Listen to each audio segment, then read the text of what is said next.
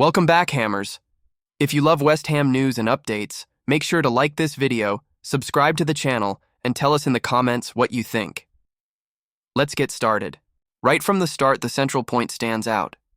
Magassa's situation at West Ham has become one of those silent topics that nobody confronts directly, yet everyone already understands. In practical terms, he has become the young player standing on the edge, waiting for an opening that never arrives. While the team reorganizes itself, academy talents emerge, others seize unexpected opportunities, and the natural flow of the season pushes him further back instead of forward. This isn't driven by negativity, nor by any rejection of the player. It is simply the outcome of the environment that Nuno Espirito Santo has created. A setting where youngsters genuinely have space, but where Magassa specifically has not managed to fit in. And when you look at the recent context, it becomes easier to understand why. Before even reaching Magassa himself, the club's situation makes it clear how competitive the midfield has become. Names like Irving, Rodriguez, and Orford circulate, forming a picture of a sector that has turned into a funnel rather than a pathway, and Magassa is stuck precisely at the narrowest point of that funnel. The rise of the younger players explains much of this scenario. Freddie Potts, barely past 20, stepped in and quickly secured his spot. Fernandes gained momentum. Germa surprised everyone by emerging as a starter. Callum Marshall, Ollie Scarles, and even Beckles appeared on the bench.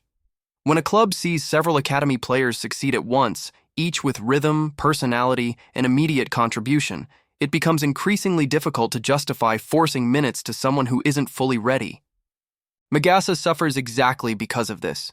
He hasn't produced anything memorable yet, hasn't had a run of games, and when he did appear, he mixed decent moments with truly problematic ones.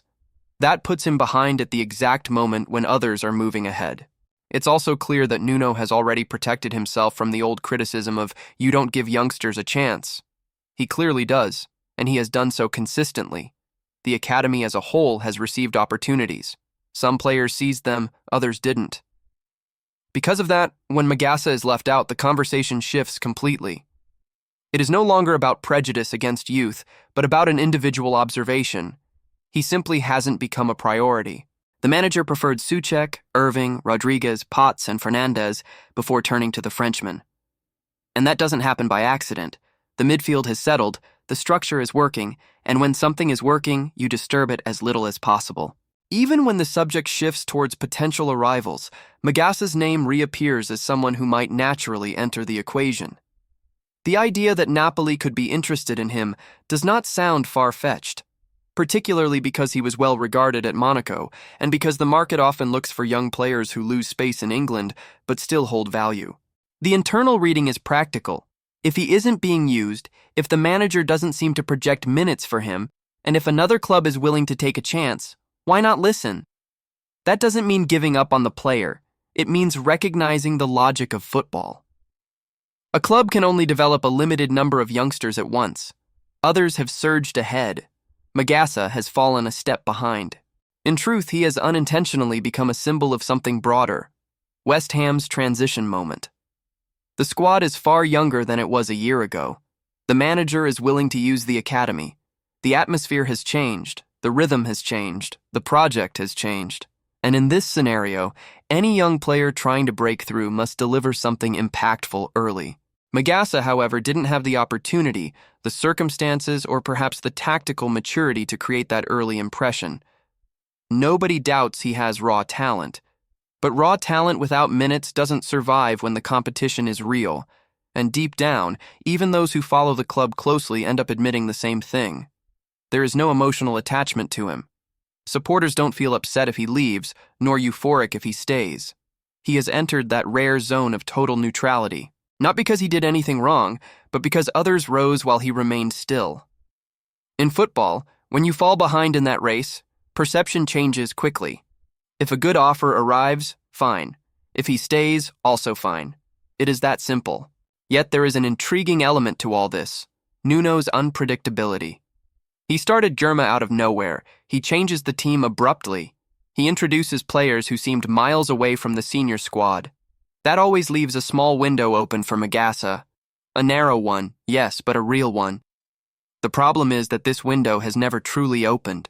With the midfield functioning, With Potts and Fernandez established, with Paquetá returning when fit, and with Souček still useful, it is difficult to imagine this picture changing out of pure technical preference. Something bigger would need to happen. An injury, a poor run, a specific tactical necessity. Something that shifts the balance. While that doesn't happen, interest from clubs like Napoli gains strength, not out of desperation from West Ham, but because the rumor makes sense. Other clubs may see in Magassa the same qualities that made West Ham sign him: physicality, potential, and room for development. Perhaps he simply needs regular football. Perhaps the environment must be different. Perhaps a loan is necessary before he becomes a useful asset. Perhaps it is only a matter of time, something West Ham cannot currently provide. And this is the heart of part 1. Magassa sits in a limbo, created not by lack of quality, but by lack of space. A limbo where the team improves, the youngsters rise, and he becomes the piece everyone recognizes but struggles to fit. As time passes, rumors begin to make more sense than minutes on the pitch. And that is the landscape from which the deeper reflection continues. Before we carry on, don't forget to like, comment, and subscribe to our channel. This is really important because it strengthens the Claret and Blue family, making our West Ham bigger and stronger every day. As we look deeper into this situation, it becomes clear that Magassa's case is not an isolated one, but a clear reflection of how West Ham have changed the way they operate. Under previous managers, particularly during the period when Graham Potter was in charge, the recurring criticism was that academy talent had little to no space. Young signings often arrived with the pressure to prove themselves instantly, even if they came from leagues with slower tempos and naturally longer adaptation processes. Magassa ended up caught precisely at the transition between that old phase and the current one, where youth development finally flows more openly. Ironically, he found himself on the wrong side of that door. This contrast becomes even clearer when we remember how the current youngsters broke through. Potts earned his chance due to a circumstantial need and held on to it immediately. Fernandez benefited from a tactical structure that suited him perfectly. Germa surprised everyone by stepping into the starting 11. Marshall got minutes because the attacking dynamic needed change. Scarles, Beckles, all appeared for different reasons, yet none of them looked out of place. And this creates a domino effect. When several youngsters come in and succeed, the manager feels safer continuing to trust the academy. But this generates a harsh reality. If you arrive after everyone else has already succeeded, your margin for error becomes smaller. And Magassa made his mistakes at the exact moment when he had the least room to do so. Part of the issue lies in the alternation between positive and negative moments. For any young player trying to break into a team undergoing self-redefinition, inconsistency is fatal. West Ham finally rediscovered an identity, an energy, and a generational shift that once seemed impossible. Academy players claimed protagonism. The squad became lighter, the midfield more dynamic, and all this left Magassa exposed. Not because he lacks quality, but because he is behind in the process. Premier League intensity punishes any player who arrives without a clear reference point, a defined role, or the security of an extended run of games. Coming from Monaco as a centre-back turned midfielder, he needed time and stability. West Ham had neither to offer at that moment. There is also the weight of the transfer itself, not in terms of blame or disappointment, but in symbolism. When a club invests significantly in a young player, expectations rise, but realism must remain. Magassa never had the consistency required to be fully assessed, so fans naturally gravitated towards what was already working. The midfield performed well, the defense improved, academy players delivered intensity, and whenever available, Paquetá controlled the sector. Magassa's challenge was never just to compete with Souček or Fernandez. He was competing with an entire shift in club mentality. Another important factor is emotional detachment. There is no frustration if he leaves, no celebration if he stays. He sits in that rare neutral space, a place reserved for players who did not play enough to create an impression. He did not irritate supporters, nor did he captivate them. His story simply hasn't begun. In football, when the story does not start, perception remains frozen, and frozen perception usually moves only when something significant breaks the pattern. Furthermore, interest from clubs such as Napoli gains credibility because it follows football logic.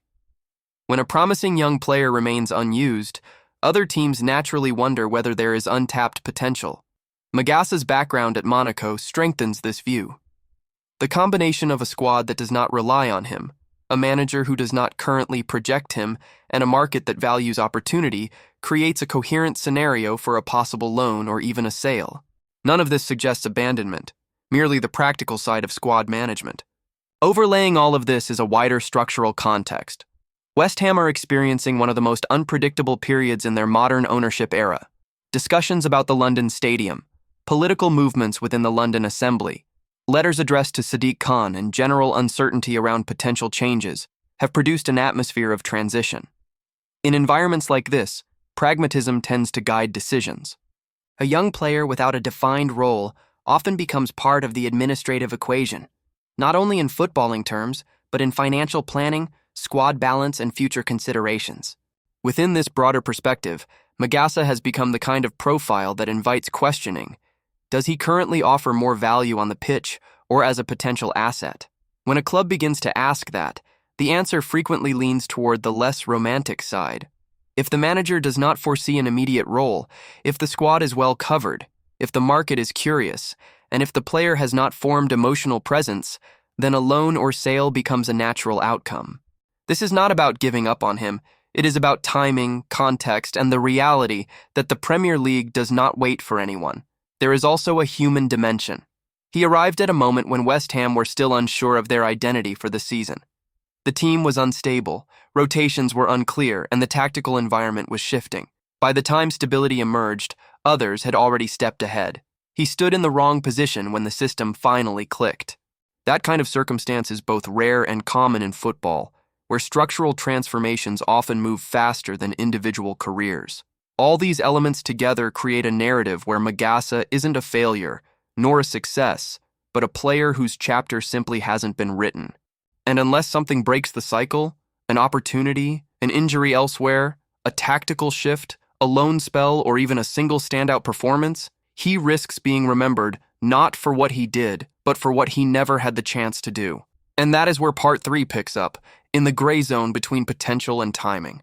Before we carry on, don't forget to like, comment, and subscribe to our channel. This is really important because it strengthens the Claret and Blue family, making our West Ham bigger and stronger every day.